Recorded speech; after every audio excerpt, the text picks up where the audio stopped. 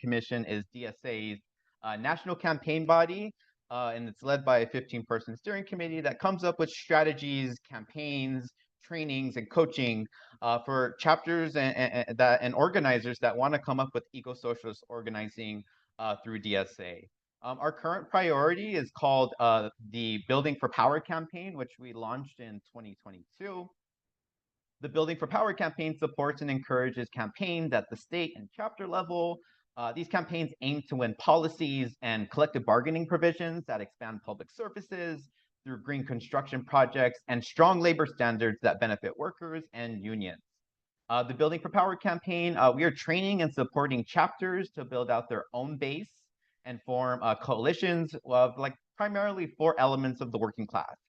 They include public sector unions, building trade workers and unions, environmental justice groups and organizations, and public service users like transit riders and tenants.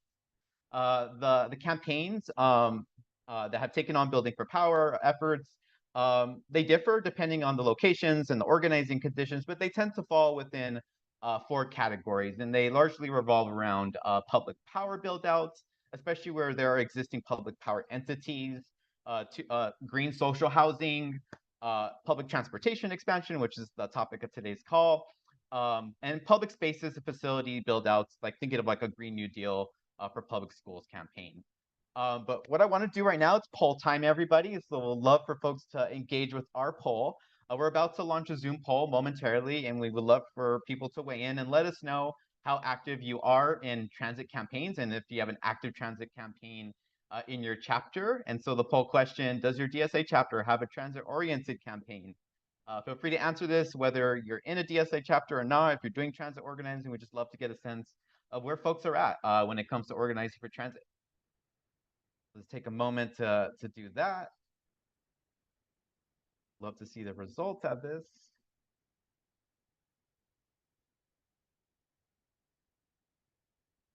All right, so it looks like the poll has closed. All right, so we have actually really good representation here of folks that are actively working on transit campaigns, that haven't started a transit campaign, but you're here to learn about what's going on with transit.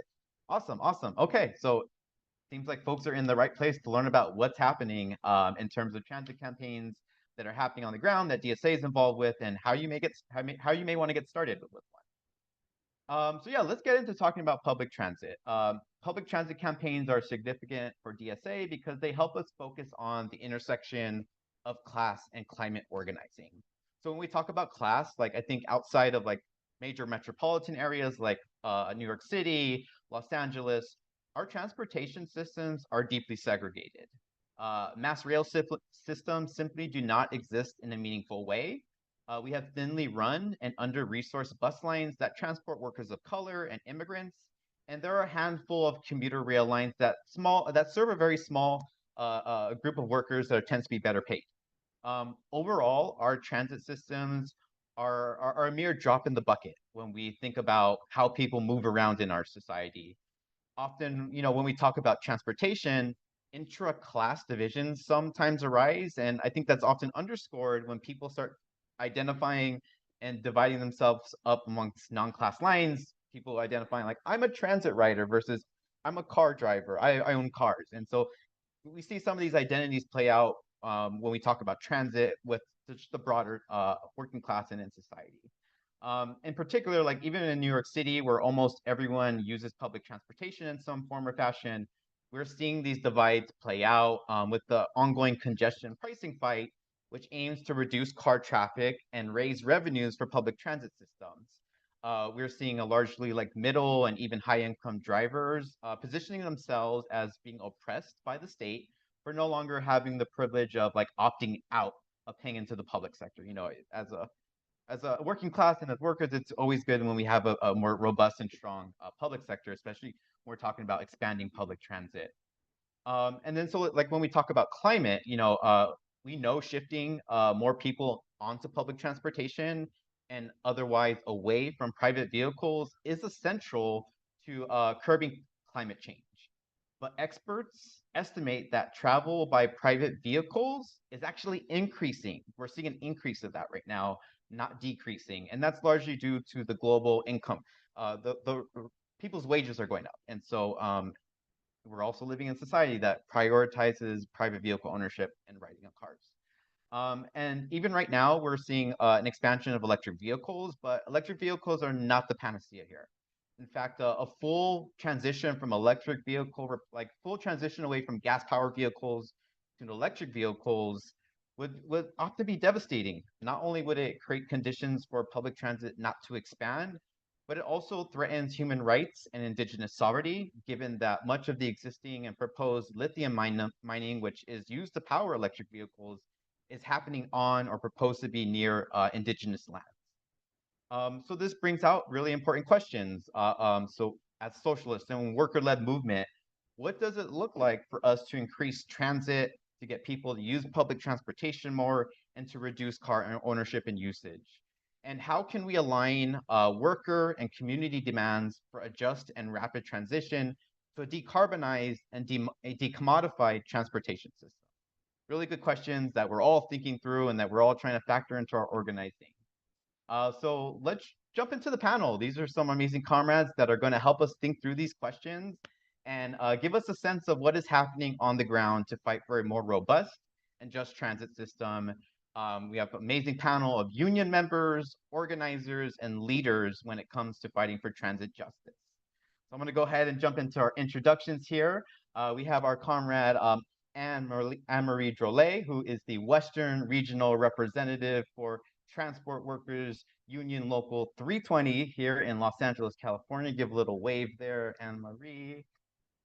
Additionally, we have Lillian Brentz, who is the president of Amalgamated Transit Union Local 144 in Louisville, Kentucky. Shout out to our Kentucky comrades that are on the call as well. We have Richard Marcantonio, who is a DSA member from our East Bay chapter in California and is an organizer on the People's Transit Alliance campaign. And then finally, we have Samantha Evans, who is a DSA member from Chicago chapter in Illinois and an organizer on the Fix the CTA campaign. Let's show some love to our panelists in the Zoom chat, make some noise. These are amazing folks to have on this call to talk about public transportation, unions, and how we organize to win. So I'm going to go ahead and let's jump into some panel questions here. And just a reminder, if you are an attendee on this call, you can go ahead and use the question and answer feature on the Zoom to drop in some questions, and we'll try to factor those questions into our panel discussion here today. So I'm going to jump into our first question here. We are organizing in a very car-centric society with very poor investments in public transit. This is a challenging situation for transit workers, transit riders, and the broader community, and that would benefit from a more well-funded and supported public transit system.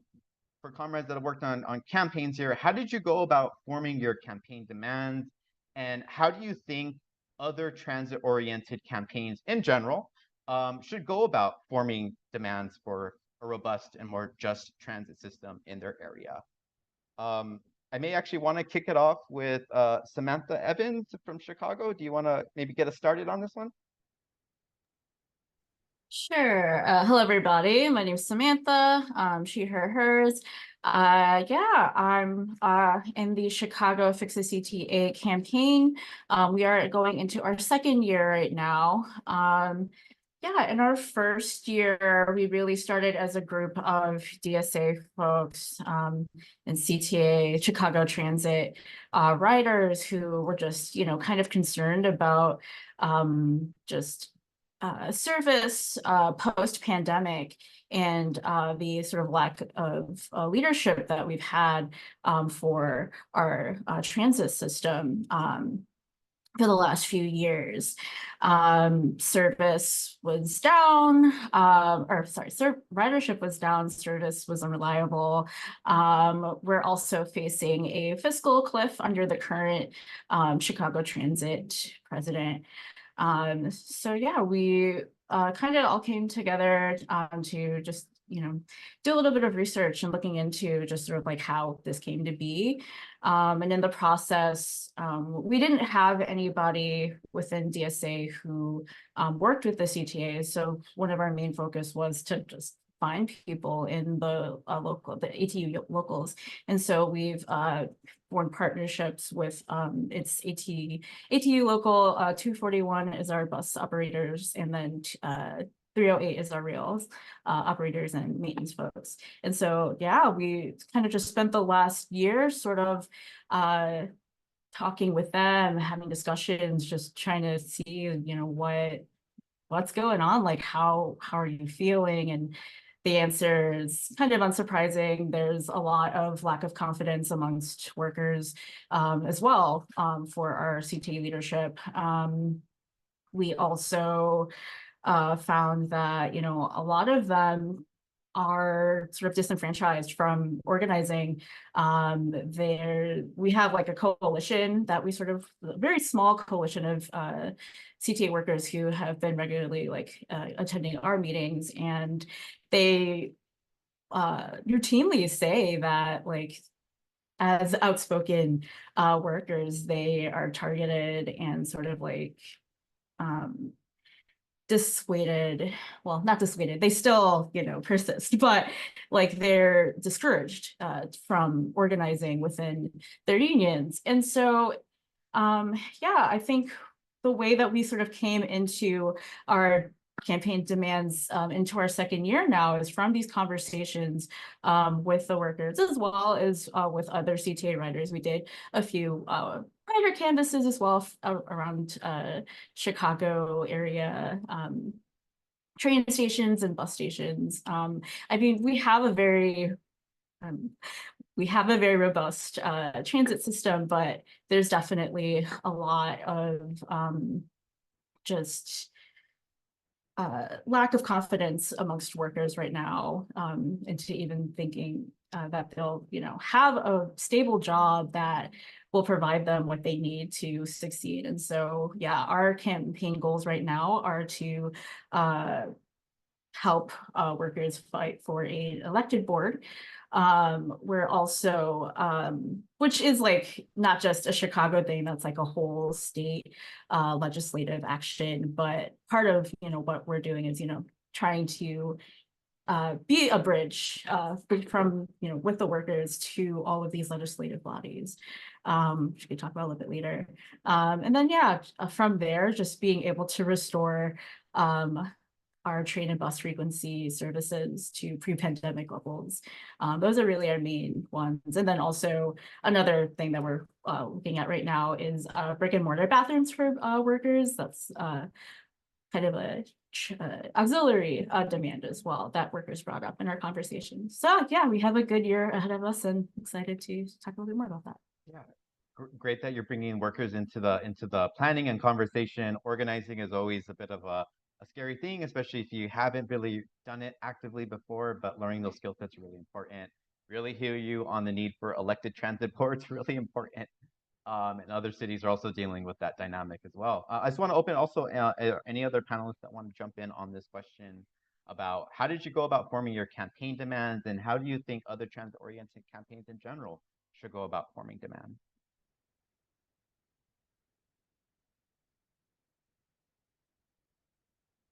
Yeah, go ahead, Richard. Yeah, thanks, Mark, and hi, everybody. This is a great and important question, and a critical one. How do we formulate demands? The People's Transit Alliance has really learned from, I don't know how many folks here have gone through the Emergency Worker Organizing Committee training, EWOC, but in their very first training, they talk about demands that are deeply and broadly felt. So demands that are felt broadly across a constituency, like riders and workers, can be very unifying. But if they're not also felt deeply by each individual, it's going to be hard to organize people to take collective action. And that's really borne itself out in our organizing. So when the People's Transit Alliance back in 2021 identified hazard pay as an issue that was a demand that was broadly and deeply felt by union workers at ATU Local 192 here in the East Bay, as well as Local 265 down in San Jose. We took that opportunity to support the workers and their unions. And it was an important chance for us to develop trust with the leadership and with the rank and file members, and show them that we were ready to follow their lead in fighting with them for things that they cared about. We didn't realize until later when we were actually out, like Samantha said, we were out canvassing bus riders at the bus stop, that riders, that issue also resonated for riders, and they were slack-jawed when we told them that the workers who had been bravely providing the service to get them to their jobs and essential destinations throughout the pandemic had not gotten a dime of hazard pay, which none of them had in all of California at that time.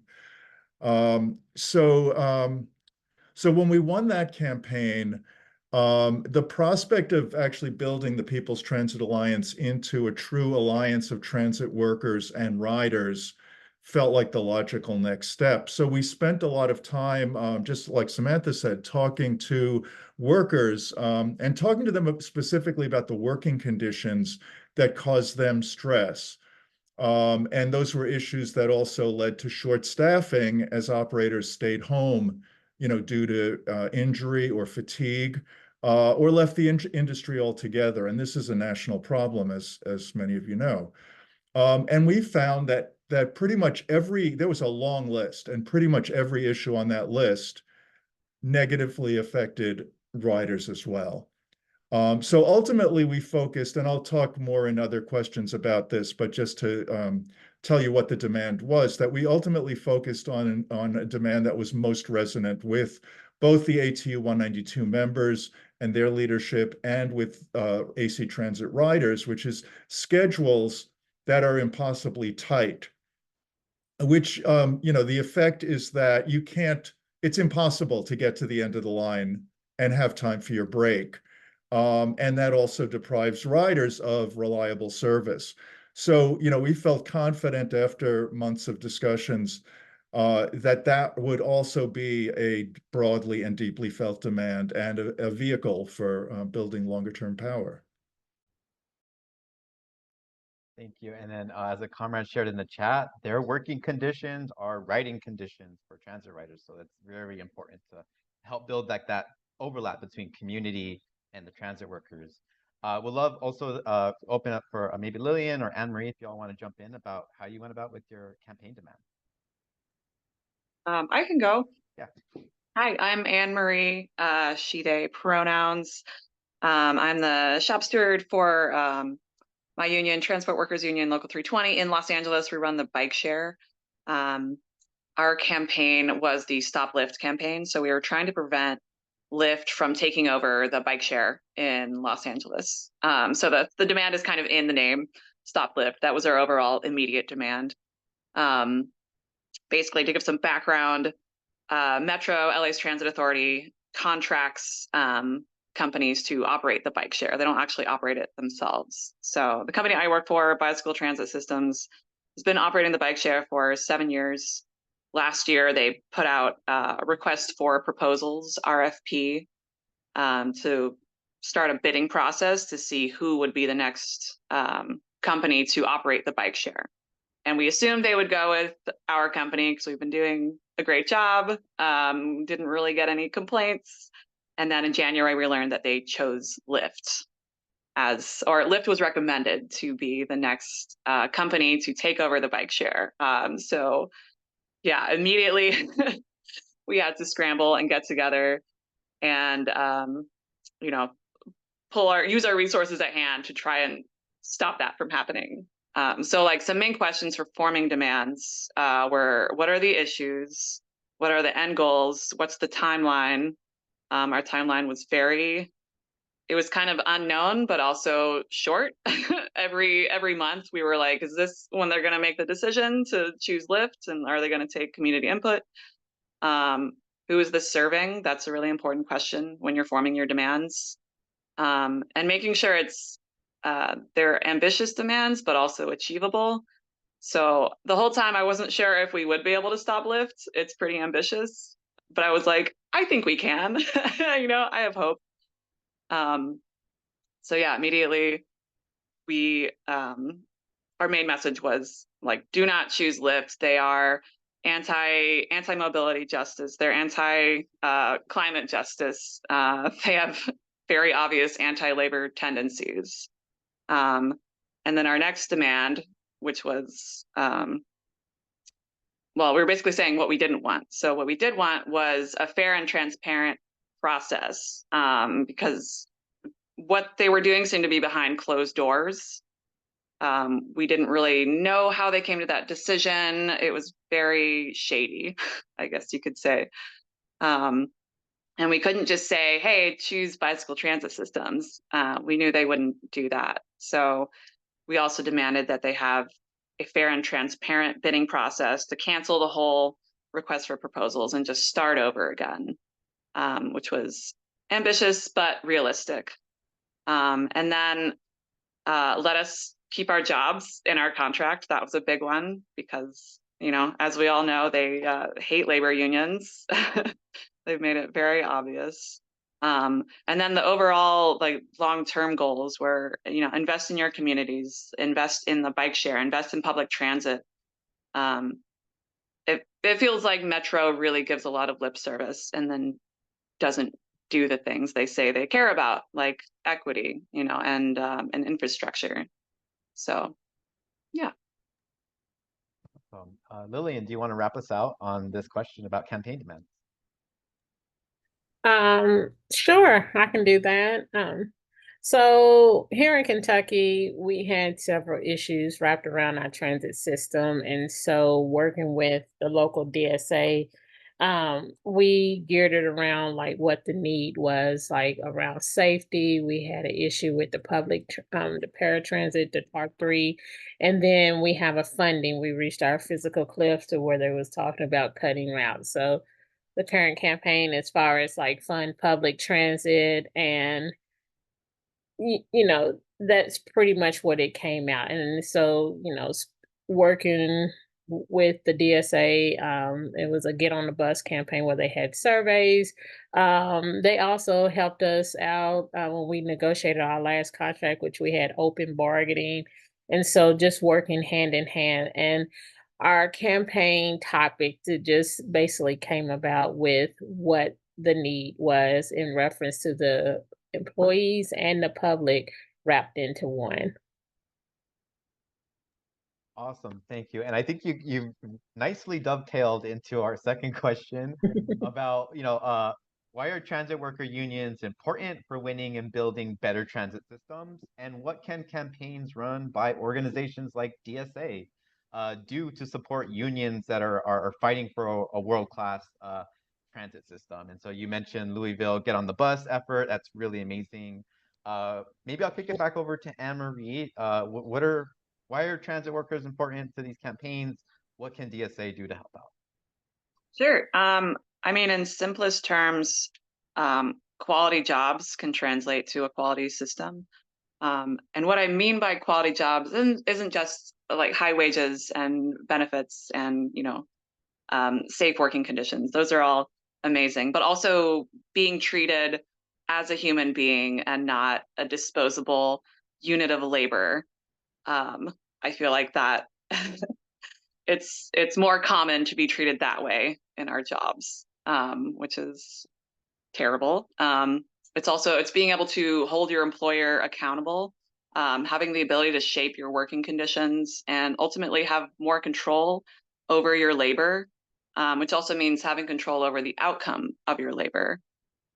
So by collectively organizing, we're feeling invested in the work we're doing. It's not just about us, it's also about our peers and our communities that we're serving. It's something that we're actively a part of. And oftentimes what unions are pushing for is also in the interest of the end users of the system. So like, for example, the Transport Workers Union also covers rail workers and airline workers. So pushing for longer inspection times for trains. That's a safety issue that allows workers to do their jobs well and also makes the trains safer. And then allowing air traffic controllers more time off, more time to prevent burnout. That's also a major safety issue to prevent planes from colliding. So workers can really have a voice and have the ability to fight back and stand on higher ground, even with their employer, which hopefully results in a quality transit system. Awesome. Would you mind sharing what kind of support you got from your local DSA? Oh yeah, yes, of course. I forgot that part. Yeah, so DSA was so incredibly helpful in our campaign, pretty much as soon as we reached out. And really that was with being able to communicate to a lot of people very quickly. DSA is a huge member base that's also really invested in the exact things that we want and that we were fighting for. And also just being able to put out communications in a lot of different formats, you know, like handing out flyers, sending out emails, having people sign up to get more information. So yeah, all those things were crucial to our organizing efforts. Awesome. Actually, maybe going back to Lillian, what were some of the things that Louisville DSA did with the Get on the Bus campaign? What are some of the tactics and strategies that they did to help y'all out? Oh, there was such a huge help. First of all, just meeting with us weekly, just strategizing with next steps. But they did things like, you know, the campaign. They did a campaign within DSA to where it helped with surveys and some targeting. They also showed up to rallies and pickets. And then they also, like, we also had to speak at our city councils a couple of times. And so as far as like turning people out, so they was our direct connection with the community to where a lot of them was able to speak personally on the issues that we was having within the campaign. So it really worked out great, and it continues to work out great with us just working with them because it gives us that personal touch on issues like safety or service or funding, how it directly impacts, because just the very diverse group that DSA consists of, like from different work areas and those who use the bus or how the bus benefits, and just this is just it was just an added resource for us to where, you know, everybody working together to achieve the same goal. And so working on the funding issues of that is just also strategizing and help uh, organizing on what we can do to be successful in the campaigns to come. Love to hear that. Love to hear like that really organic and coalition building, right? And that's like multiracial organizing. That's folks from different experiences and backgrounds coming together to fight for a unified goal, which is a more just transit system. So love to hear that kind of overlap happened between a union and DSA chapter. Actually want to kick it over to some of our DSA comrades on the panel. On the DSA side, like why was it, I think some of it was a little talked about a little bit, but why was it important for these campaigns to really be focused in on labor, touching base with union members directly, and what are some more of the tactics and strategies you all took on? Maybe Samantha? Sure. So, yeah, I mean, I think Anne-Marie and Lillian have already pointed out that the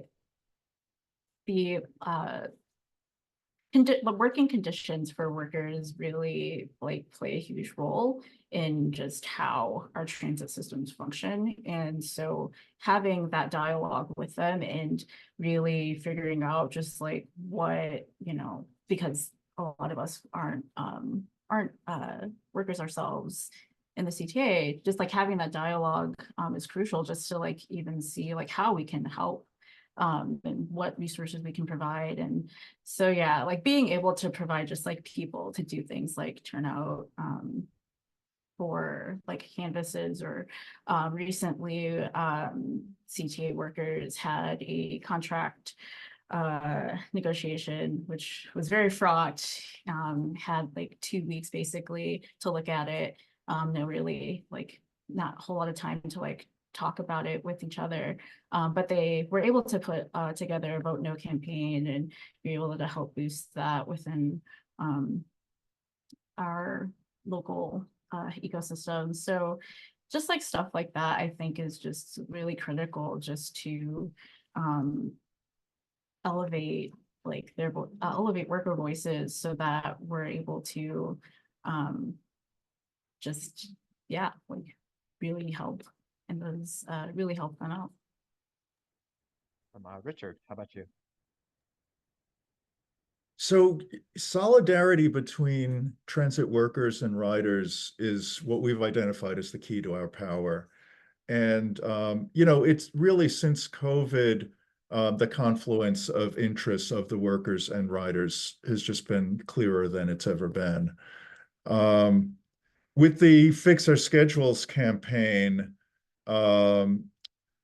well, let me just say, different transit agencies, the fiscal cliff has already been mentioned. That's basically the fact that there was federal emergency operating funding that's now running out, and the federal government doesn't fund transit operations at least in the larger metro areas, which is something that should change. But with that money running out, at some agencies, there's the risk of layoffs that's already hitting. At AC Transit, it turns out that they have money in the bank because they haven't been spending enough. Why haven't they been spending enough? Because the limiting factor is the availability of trained operators. And so when we've gone to AC Transit and said, restore service you cut during the pandemic, they said, we'd love to, we don't have enough operators to run that service. So to win better transit, we need to keep up the fight for more operating funding, but we also need to get to the root of that workforce issue. So what we learned from talking to bus operators is that over the past 10 years, this precedes COVID, their jobs have just gotten much harder and more dangerous. But much more stressful. And the number one reason was they spend too much time behind the wheel without a break. So that issue of missed breaks took on a pivotal role, as I said earlier. And so what role did DSA play? Well, because of our past organizing with ATU 192, which goes back to 2019, actually, when we supported them in their contract fight. And because of the success of the hazard pay campaign, we had, through those campaigns, we had met a lot of workers, both rank and file and leadership. We canvassed bus riders. We did organizing trainings together and paired up workers and DSA members in canvassing riders.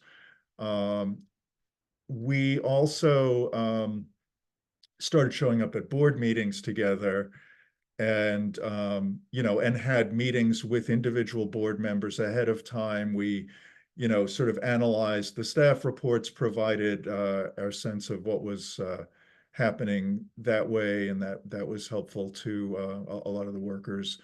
And we also put out a petition, demanding that these schedules be fixed in the month before a special board meeting just earlier in June. And one of the things we did that I think was most important and impactful is we connected with union workers in other sectors, and especially unions that we at DSA had provided solidarity support to when they had big strikes, like at the academic workers at UAW, at the UC system, had a huge strike a couple of years ago. The Oakland Teachers Union had a big strike. These are all union members who depend on the bus.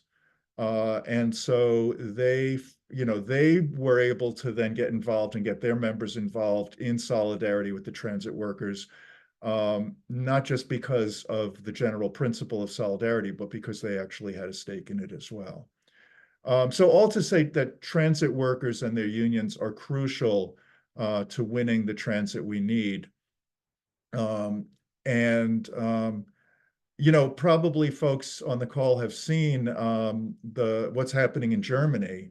Maybe I can drop in the chat a link to a Labor Notes article about organizing that's happened between youth climate activists and the transit workers. And one thing we're excited to try out that they were doing is ride-alongs on the bus, getting to know the operator, getting to understand what they go through in providing the service that we all rely on. Great. Gonna jump over to our next question here. I heard a couple mentions of transit boards and city council, which are often key players in terms of the policy and the budgetary like environment that our transportation systems come together in. So question being, how did your campaigns engage with elected officials? What kind of support did you get from elected officials? And if those elected officials happen to have been DSA elected, what are some things that those folks did to support your campaign? Actually, Lillian, you mentioned efforts at City Council. Do you maybe want to speak on what your campaign's engagement was with the City Council? Um, Well, just testifying at city council. And so our budget is voted on by Metro City Council. And so before our budget was passed, we made numerous attempts as far as speaking up to Metro City Council. I think each time that, TARC or our union was there, DSA was there as well. And so that was a huge support to where speaking to those city elected officials to where they wasn't just hearing from the union, they wasn't just hearing from the workers at TARC, they was hearing from the constituents and the DSA participants who also let their voices be heard loud and clear. As far as like just strategizing on how to go about approaching and what to say at those meetings, just working with DSA, we kind of just collaborated. We all was on the same page. But even we have a TARC board, just them just constantly showing us that support as far as always being there. And so, showing up matters, representation matters. And so it was able to um, point out and really draw a bigger picture on how important transit is here in Louisville, Kentucky. And so DSA certainly did their part as far as like opening up those conversations in rooms that we hadn't even thought about exploring at times. Awesome, great that DSA was able to help facilitate some of those connections that are much needed. Maybe And Anne-Marie, talking with our mayor too. And so talking with our mayor, our employees were facing a layoff. So our mayor going back and forth with him, and so it was a lot going on. And so even our contract campaign, we was when we did it last time, we did a strike authorization vote. And here in Kentucky, that's not necessarily legal, but it certainly is possible. And so just constantly having that support. We're getting ready to go in contract time again. And so just having that support it's like having another resource and a different perspective when working on the future of transit. yeah, it definitely creates like that extra level of leverage and pressure that you want to bring into the room when you're trying to get things done. Yeah, absolutely. Especially not all the different parts of city government may be open from the jump. Anne-Marie, do you want to jump in and let us know maybe about Metro boards though? Yeah. So as soon as we heard that Lyft was recommended to take over the bike share, I immediately emailed Hugo Soto Martinez, actually local council member in Los Angeles and a DSA elected. He's very pro-labor, and it supported our union drive. And he, I think as soon as we, put out a call for people to write in public comments for that January Metro meeting, he wrote, a nice long email telling Metro not to choose Lyft. So immediately he was on board, which was incredibly helpful. We had Nithya Raman come out to a rally. That was amazing. Another DSA elected. She gave a powerful speech at Metro headquarters, right outside of another Metro meeting. We kind of maintained just like a constant presence at Metro meetings, and most of those people are, well, I guess they're all elected.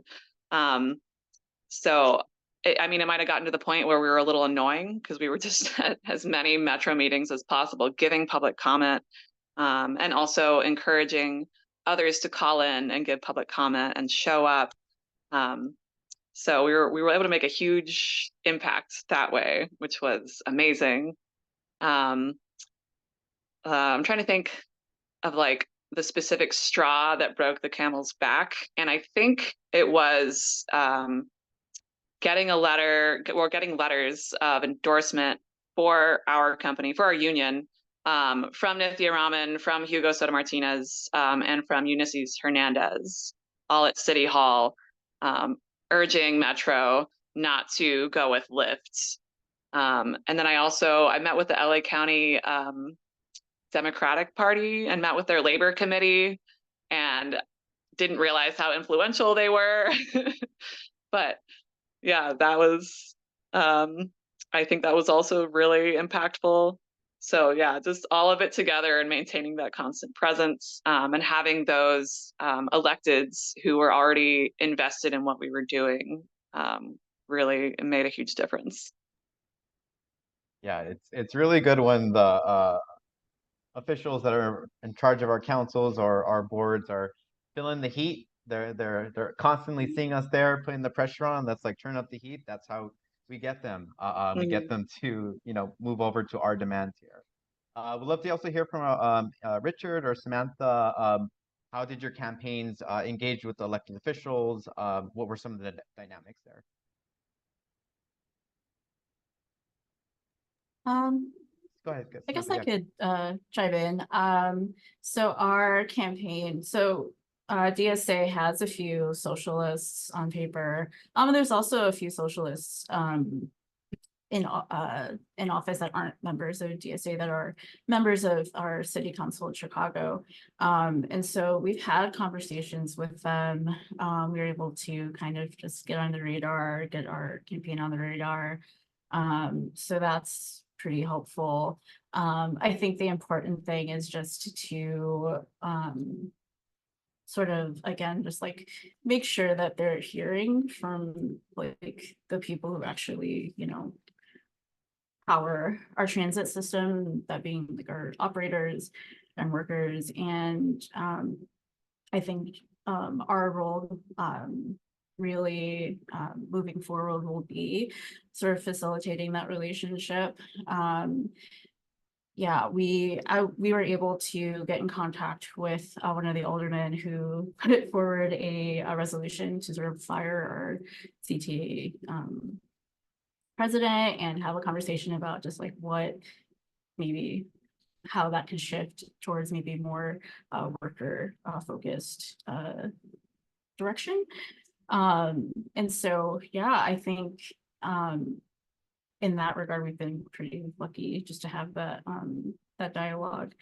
In terms of just like the wider climate, I mean, for folks who don't know, the DNC is in Chicago this year. And so part of what the mayor's demanding is, for CTA workers to, make sure that they're not going to do like any actions around the DNC, which is why they sort of like pushed forward these contract negotiations ahead of the DNC and didn't give workers too much lead in time to kind of discuss and actually negotiate. And so having that in mind, I think being able to identify the transit LAs, not just in our city council, but also like kind of statewide, to be able to make sure that the rights of our workers are preserved and they're able to do things like protest. And so, yeah, we have that on a like city level, and we've also had talks with our socialists on paper, state reps and state senators. So yeah, it's going to be probably a crucial part of our campaign going forward to make sure that our electeds are hearing from the workers and what they're actually going up against. Absolutely, absolutely. Richard, do you want to wrap us out on this question? Yeah, well, you know, we're AC Transit is one of the very rare transit agencies that currently has an elected board. And I'm super excited to hear that in Chicago you're making that a demand. That's really important. You know, because typically there are elected officials who are appointed to these transit boards, as is the case at LA Metro, for instance. But AC Transit has an actual democratically elected board, and the People's Transit Alliance actually was born out of our the campaign that we ran to elect Javanka Beckles to that board in 2020. Javanka was actually recruited by ATU 192 to run for that seat, and DSA ran her campaign. Once she was elected and we created this thing called the People's Transit Alliance, there were kind of two very important directions we could go in, but it was very hard to do both of them, unfortunately. One was to kind of be the outside, you know, sort of force supporting Javanka on that board. And the other was to really do deep organizing with the transit workers. And for the most part, we erred on the side of the organizing with the rank and file. Um, but Javanka, with People's Transit Alliance support, did play a really important role in helping to raise the consciousness of the transit workers about, you know, to help them raise their voice about their working conditions. So she actually invited ATU leadership to, you know, set up with her a Zoom town hall. She brought in two other board members, and there were about 80 workers on that call who I was on just sort of to take notes for Javanka, so I got to listen in. It was an amazing discussion. It was basically what's at the root of the retention and hiring crisis and what should be done about it. What are the solutions? And the workers had obviously a ton of expertise on both of those questions. And afterwards, all of the board members, not just Javanka, said, wow, we don't hear anything about this. We go to we sit at the board meetings and staff never tells us anything about this because staff is clueless. They're not out on the buses. They're not actually seeing what's happening on the ground. So that was super powerful. Javanka brought it up at the next board meeting. The HR guy said, "Oh, I want to know what they said." And so she took, you know, a list of the themes and the solutions, and met with the HR guy about it. And I really believe that at the board meeting that just happened in June, where we all turned out, we filled up the boardroom, and hopefully you'll all get to read about it in labor notes next week. We got an article pending about it, but dozens of AC Transit ATU members with us riders and other union members in support packed the boardroom to overflowing. The managers couldn't sit down. They had to stand out in the hallway because there were no seats. And everybody spoke very forcefully. And I really think that you know, having that chance in sort of a protected space to talk to Javanka about what was on their minds and to hear other workers share their perspectives and realize, oh, you know what, it's not just me. It's not just something to gripe about, but it's something we can build our power around. I think that was an important role that she played in leading up to this campaign. Love to hear that, and looking forward to the article. Maybe we can share that out after when it's all published. So, okay. Moving on to our next question. I think we are going to have time for audience questions as well. Fourth question here: how can transit campaigns and demands for robust public transportation be linked to and support the fight for racial justice and building multiracial coalitions? Maybe I'll start with Samantha. Do you want to take this on? I could give it a go.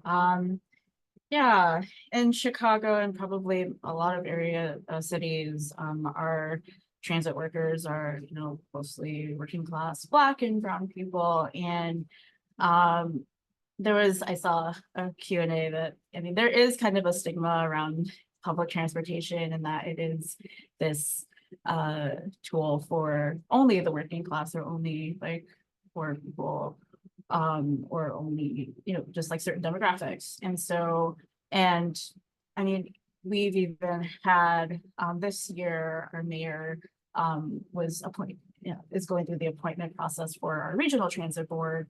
And one of the prospective appointees made a comment about how it's, you know, that, you know, they didn't really have to use transit since, you know, since they were a little boy, basically. And that got a whole lot of like flack from people in the media, just like, yeah, like how are you choosing this person who's like, you know, so disconnected and has this like mindset around transit.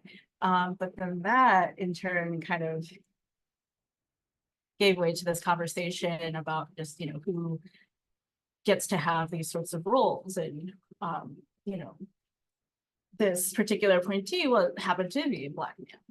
And that kind of raised question. It just kind of created this other dialogue around like, you know, just like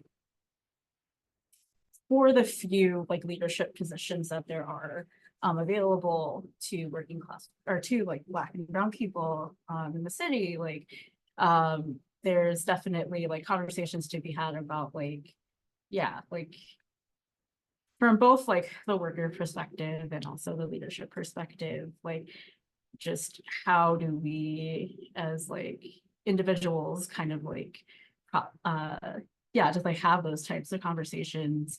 And I don't know, I think it's a very complex issue, but I think as a whole, like I think that by recognizing transit as this like, you know, just like this really necessary utility, and also recognizing that all workers have the right to dignity, and that and a lot of these workers do happen to be Black and brown people and working class people. Like I think that's just where we should start, and that should always be just the goal and the focus. And so yeah, I think that by thinking, I think thinking about like working conditions from that perspective, and by making sure that, you know, the Black people in the community are like safe, like feel safe and feel empowered to actually show up for work. That's kind of definitely central to what we're looking at. So yeah. Lillian, we'd love to hear as on the union side, you know, your campaign, what does that mean for you in terms of the fight for racial justice, building multiracial coalition? Sure. Well, with us, our unit, my public transit, and even my private, um, it's a lot of um diversity there. And so when negotiating our contract or what have you, the company, they showed a divide who they will offer the larger raise. So that in itself, and even like when you're talking about cutting the service, who will be laid off, it was more geared to a certain demographic. And so, you know, running campaigns, we want to point that out to level the playing field for everybody, to make sure everybody is getting equal, fair raises. We want to make sure every service in every community is being treated as a priority. And so here in Kentucky, we still have a long way to go as far as in those areas. And so just pointing out, and with the diversity of, you know, the local DSA chapter, and the union, as far as being very diverse, we was able to make those our priorities from the very beginning and throughout the campaign and negotiating. Awesome. Anne-Marie. Yeah, so I'm thinking about this from, I guess, like an overall transit campaign. You can't fight for transit justice without also fighting for racial justice, because our built environment is a reflection of and a reinforcer of systemic inequality. It's shaped by how people move around within it. So transit's directly related to not just, getting places, but, housing and jobs and healthcare and leisure time. Some people are allowed easier mobility than others, depending on race, class, immigration status, gender expression. So all of these oppressions are interlinked.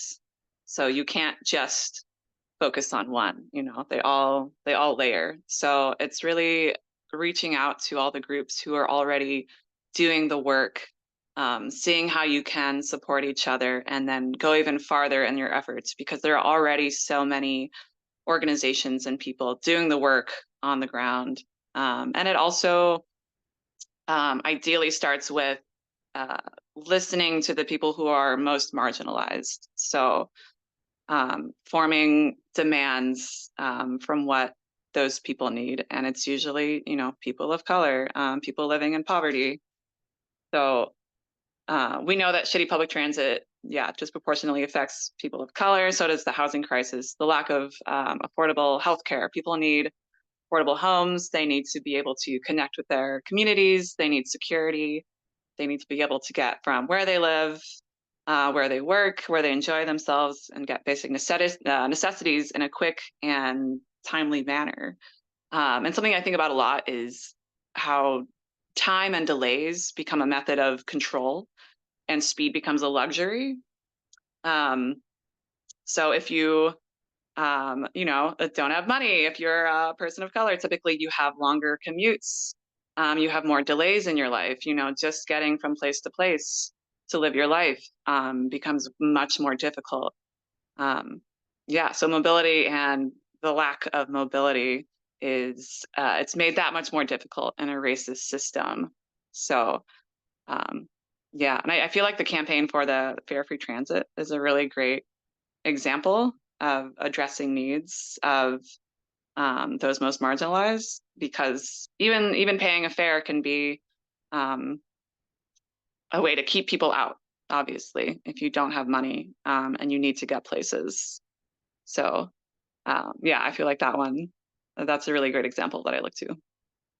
Yeah, and issues with mobility just don't happen in the silo. They're overlapping with many other issues that feed into how our cities are structured, and the haves, have-nots, etc. Richard.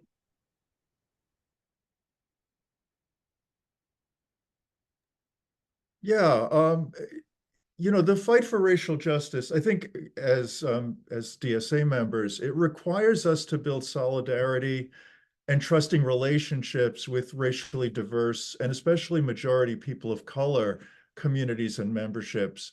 And so, in that, from that perspective, transit was an obvious place for us to really drill down and stick with that work over the long haul.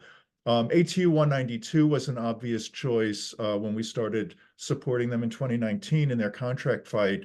And partly that was because its membership is majority Black and DSA's isn't. And similarly, the AC Transit riders are 80% of them are people of color. So we knew we wanted to be out at bus stops and on buses talking to those riders. We can't just be talking to ourselves. We got to talk to the multiracial working class. And over time, some of the ATU members that we've been organizing with have realized that they're socialists and they joined DSA.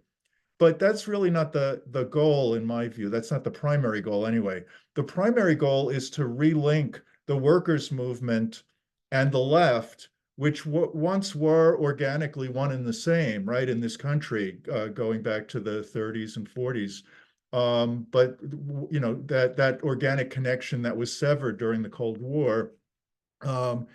And so the rank and file strategy, which is sometimes called the merger strategy, has been central to the People's Transit Alliance's approach in building relationships and power with transit workers.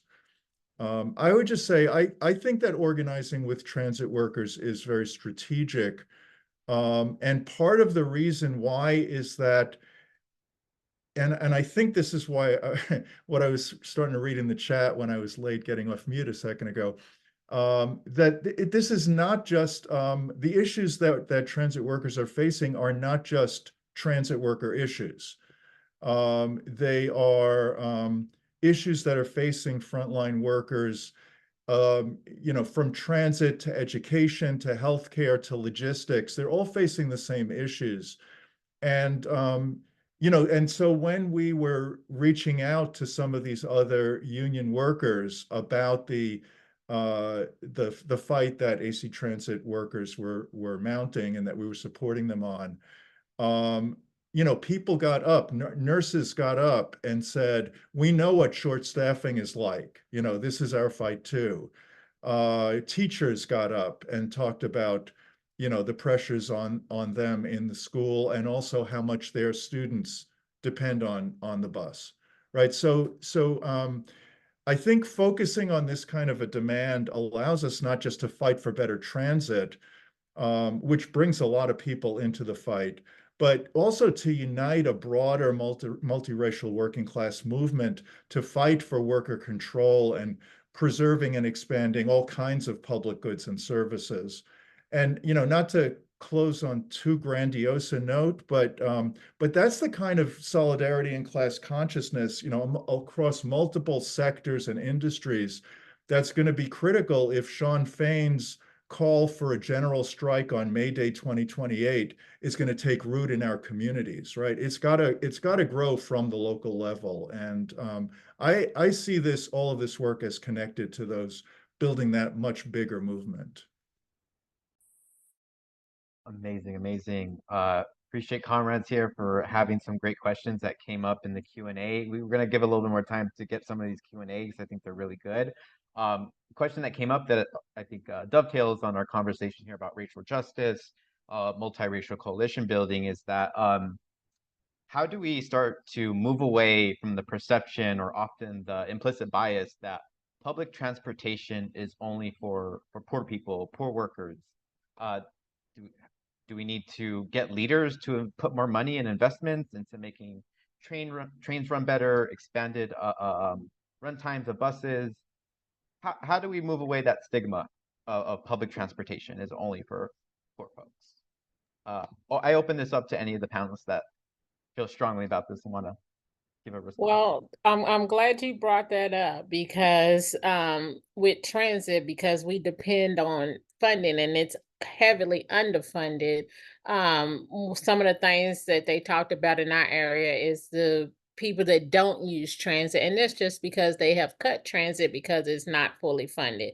And so in order for us to revamp our service, it needs to be fully funded. And so in order for our transit to be sustainable, those city officials, the public, it needs to be fully funded so we can maximize the service to where it just doesn't benefit the 1%, it benefits everyone. And so that is some of the things that we are really pushing here is for them to fully fund transit. It's not just about the workers, it's about the service itself. They would like to see a different type of service, but without funding the transit system, we are unable to do that. And so going through this last campaign piece where we did with the budget, I was so amazed on how people just did not understand the way that the transit system is funded and pointing out that it's really not funded at all. We only get 9% of our operational tax, but we're expected to serve everyone. And so, in order to change those stigmas, in order to get more people riding the service have to be improved, but those changes can only be made if it is fully funded. And so that advocacy and like here we need we need to change some laws, we need a tax referendum, and so many things that we need to support that in order for our transit system to be sustainable and to secure its future. I can go on and on. So Absolutely, absolutely. If you're not going to have something that folks are going to be avidly like going after, I'm gonna get on the bus every day. If they can't get to where they need to go on time, the quality of service isn't there. I think somebody dropped in the chat a very little good arrow diagram, which led to underfunded transit, leads to people not getting on the bus, leads to workers not having great working conditions, etc. Um, Anyone else want to jump in on this question? How do we change the stigma around public transit? How do we get more folks on transit and off the roads of their cars? I feel Yeah, like go for it. Lillian covered it pretty well. But I would say emphasizing like in any transit campaign that it is a choice for public transit to be underfunded. Like the money is there. Um, but we just I feel like putting pressure, on those folks who make those decisions that people want this and need this. I just lost my train of thought for a second. But oh yeah, I was gonna say like I know it can sound radical to these decision makers to like take away money from the police budget, stop widening highways because that's not what's going to lessen traffic, making public transit better, higher quality, safe for everyone is what's going to make it better for everyone, not just um, the working class who needs public transit to be quality, but every single person who could use it would benefit from that. So that needs to be a demand. I mean, hey, we just spent just doing a timeline on transit. When COVID happened, we had to fight to just to be identified as essential workers. Can you believe they excluded us from being essential workers? And then, like here, everybody wants a bus to go here and there, and they're talking about not funding public transit. Our school system, bus system just failed, and believe it or not, our public transit system actually service the schools, but they fund the school system, but they do not fund transit. It does not make sense. And we also assist those first responders, whether there is a fire or whether or not the civil unrest, we assisted them and we are not funding. And so they have been utilizing a service that they, like you said, made a choice not to fund, and now we're at this most critical time to where the service is almost non-existing. It's like we're at the bare bones of the service. Like we just went to a Saturday Plus service as of today, and so the people are going to be waiting longer for buses, and which is going to drive people further away from using the transit system. And just to bring that awareness back, like the need for it, because you don't necessarily, people say, well, I don't need to use the bus, I need a car. But when you're talking about the demographics and the need for transit, not everybody can afford a car insurance. I have a 25-year-old, his car insurance is actually a little bit more than his actual car payment. And so when our city did the budget, they didn't include transit at all. And so they made it loud and clear where their priorities are. And so just bringing that focus and attention back to the need of the service. Everybody don't have money for Uber, Lyft, or or want to use them for that matter. And so just bringing that awareness back that over the last 5 to 10 years, just the fight is different fights every year in regards to trans. I know last year we was fighting about safety. I had a driver that was shot, I had a driver that was stabbed, and now we're just fighting to exist this year when advocating for transit service. So eventually people are gonna get it.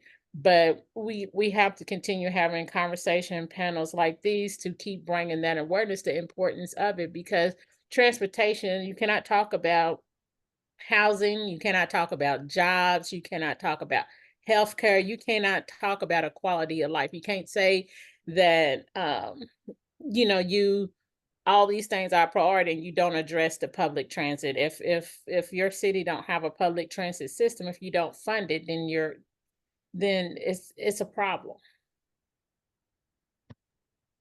Lillian, I think you wrapped that all so very beautifully. the intersection of everything when it comes to public transit. That was amazing. I think we are at time here, but everyone, let's give emoji hearts. Let's do some claps.